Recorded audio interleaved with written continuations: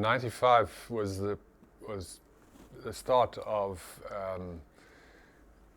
the theme that sport has the power to change the world, really. And if you think back on it, it certainly changed our country for that period of time, and hopefully it had a lasting effect on how people could use sport to value each other and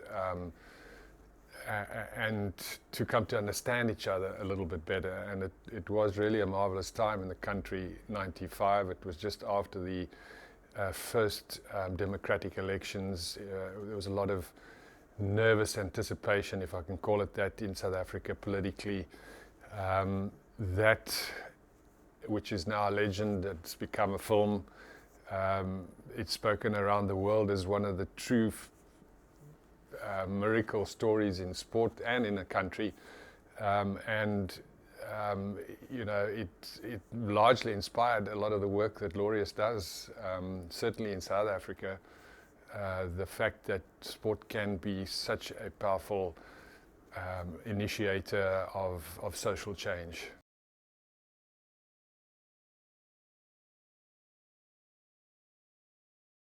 Yes, it sort of came slowly.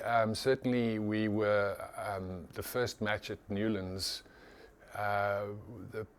we were expecting something exciting, the start of the World Cup, but when we actually arrived, the team arrived at the Newlands Stadium, it was a beautiful June day, and there was just the most incredible sense of anticipation, and the people were happy, and people were proud of their country, and the players could actually feel that. And for the first time, Francois Pienaar and Kitch Christie actually changed the routine, the normal routine of the team, which was really never to go onto the field before. In those days, you stayed in the change room, then went onto the field, you know, literally to kick off.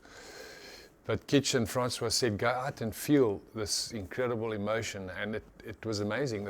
The players walked around in their number ones, as we call them, and got that atmosphere, and it really was just something unbelievably special. And I think that started the realization for the team that this was a special event, this was a special moment, this was more than just rugby, and so it grew through the tournament. And we'd get to hotels, and the staff of the hotel would be outside the hotel, the whole staff singing welcome songs, you know, in Khoza to the team, and then of course President Mandela got involved and came to a practice, and that grew into a relationship in itself. So a really memorable time in our country.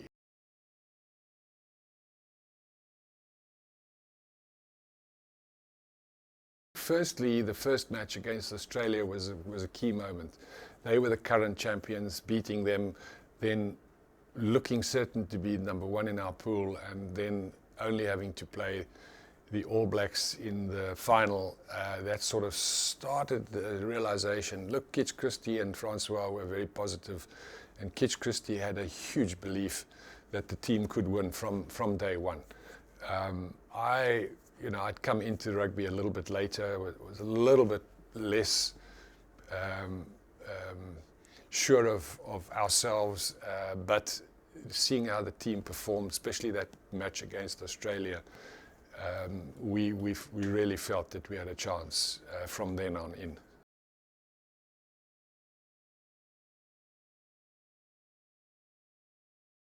The film Invictus, it's a great story. It's a story repeated now that millions of people around the world have shared in this miracle of sport, and the miracle of a great leader, Nelson Mandela, and the world's been able to share in that story, and that for us is we're proud of that, and everybody in the country's proud of that our little story could go out into the world as an example.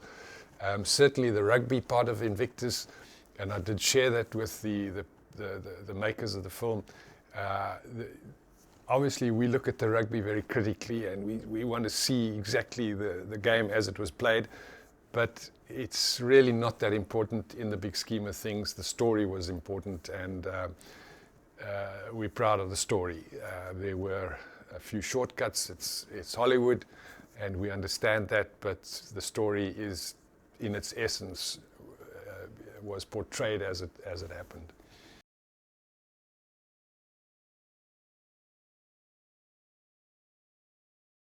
No doubt the All Blacks go in as the favourites. They are the form favourites, they are the sentimental favourites, they have home advantage. Home advantage is immense, as we have seen as we saw in 1995. It is enormous. It does have to be channeled, that emotion. It can almost become too much for a team to manage. So that in itself, that emotion of a home team support needs to be organised and managed. Certainly, they look confident, but again, South Africa, England, Australia, France, all those teams have a chance, and we obviously believe South Africa. We very positive about our potential.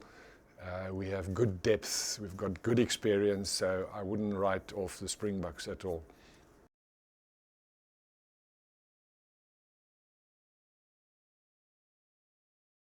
Just looking at the last few games of the Super 15 matches, the finals and the quarterfinals of the Crusaders coming through, very good front row taking shape there. That will probably be the front row that goes to the World Cup. Dan Carter, obviously immense. McCaw. These are the names that keep coming up. They've got some tremendous youngsters coming through on the wings and the centres. So they also have depth in all positions. But I think what I've been most impressed with is their tight forwards, particularly the Crusaders' tight forwards.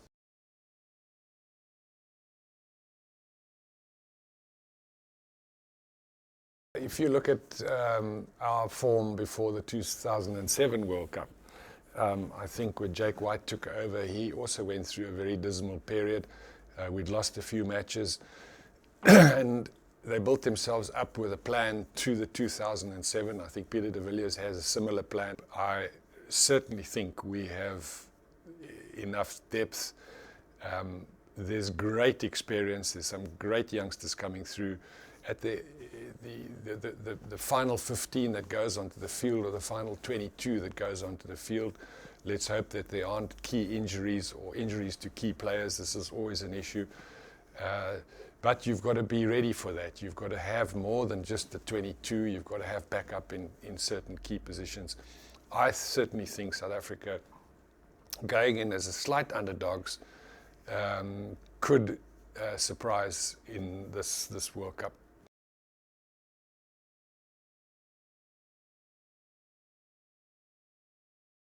The experienced players, there might be a question mark. Have they gone one World Cup too far?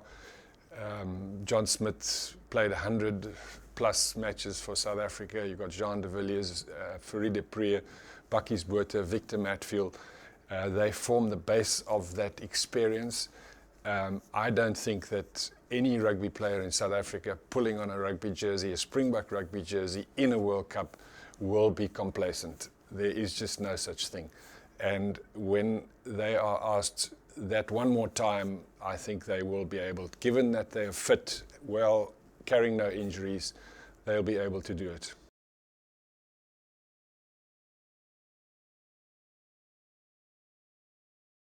I consider Australia as being an important contender as well. They have some enormously talented young players coming through. The Reds, the Super 15 team, they fly off. Quade Cooper is just showed some incredible touches of class.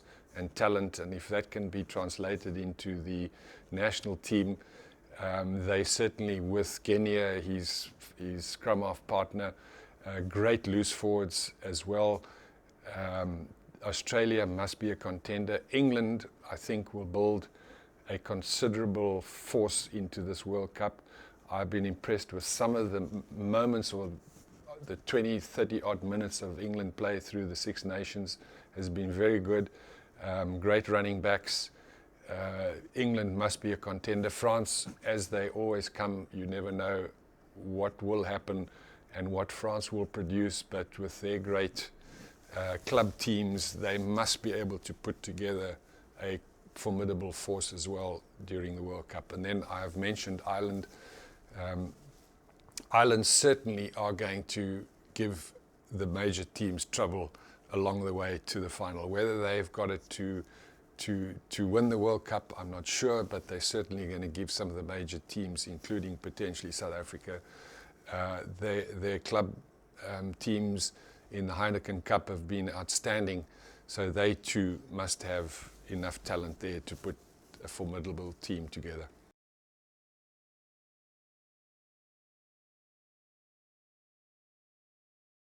Brian O'Driscoll, one of the great players in rugby, but you know, he needs support. He needs the ball to come to him. They've got some great forwards as well. So yes, Ireland up there with the big boys.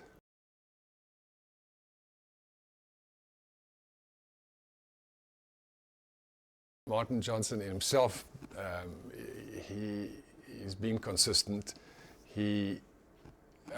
I haven't followed the Six Nations obviously as carefully as I do the rugby in our part of the world, but certainly as I said, what I've seen of them in patches, there is something that's starting to build in the English team.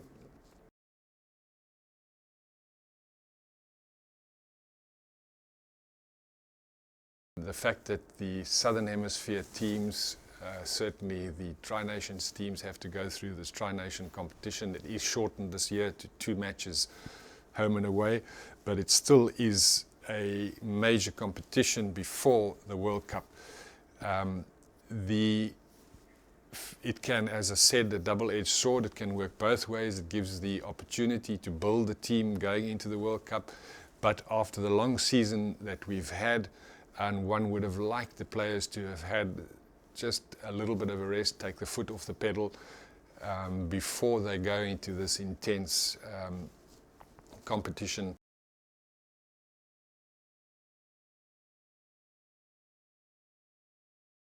Rugby is an enormously attractive sport. I think its entertainment level has gone up considerably in the last 20 years, and certainly from the time when we played it. The ball is in play a lot more, the skills are enormously advanced, the ball doesn't get dropped as much, there's action there. It is really an attractive game, and I really enjoy watching rugby today. I actually enjoy it as a spectacle, and often find myself not looking at the technicalities of the game that I perhaps should be looking at, and looking at the attractiveness, but that is a sign of the game drawing you in. And I think if we can just have a look at the scrumming situation, too many scrums are collapsing, perhaps we've got to relook as a game to the whole setup of the scrum to make it safer and to get the game moving quicker.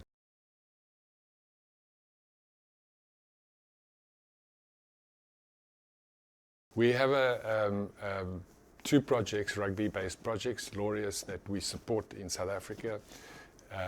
The Soweto Rugby Schools project and the Legends Cup, which is a Cape-based rugby project. And obviously rugby and the focus on rugby this year will be enormously supportive of the enthusiasm and the kids' enthusiasm, or the bringing kids to the projects. We took the Soweto Schools project, went to the Hong Kong sevens this year, and they interacted with the Operation Breakthrough.